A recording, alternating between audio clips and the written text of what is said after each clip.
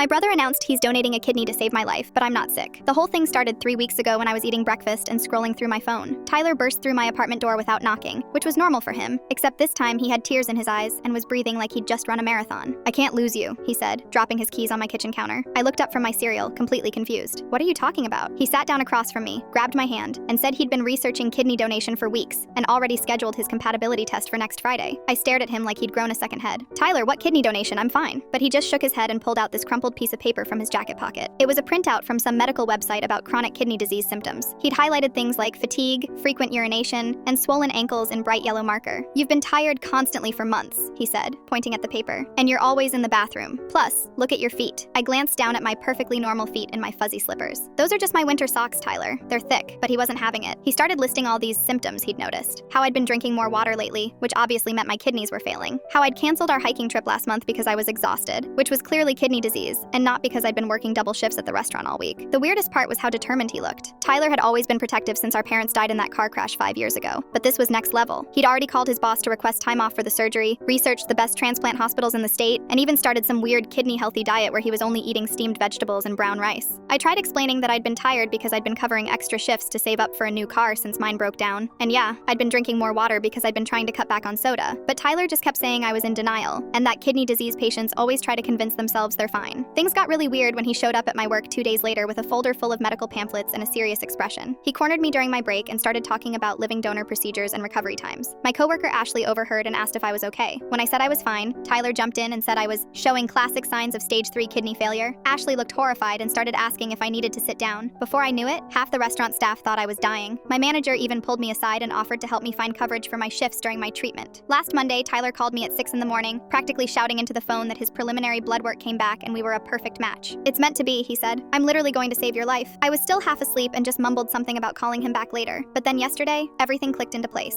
I was doing laundry and found a receipt in Tyler's jeans pocket from Urgent Care. The date was from about a month ago, right before he started this whole kidney donation obsession. Curious, I called the clinic and asked about the visit. After some back and forth, the receptionist mentioned they'd given him some concerning news about his own test results and recommended follow-up with a specialist. When I confronted Tyler that evening, he finally broke down. Turns out he'd gone to Urgent Care about some back pain, and they'd found something suspicious in his blood work. The doctor wanted him to see a nephrologist, but Tyler was too scared to go. Instead of dealing with his own potential kidney problems, he'd convinced himself that I was the sick one, and that donating his kidney to me would somehow fix everything. "I thought if I could save you, maybe karma would save me too," he admitted, sitting on my couch with his head in his hands. "I know it sounds crazy, but I couldn't handle the thought of losing you when I might be losing myself." I made him call the specialist that night and schedule an appointment for this week. Turns out his blood work showed early signs of kidney disease, nothing immediately life-threatening, but definitely something that needed monitoring. The irony wasn't lost on either of us.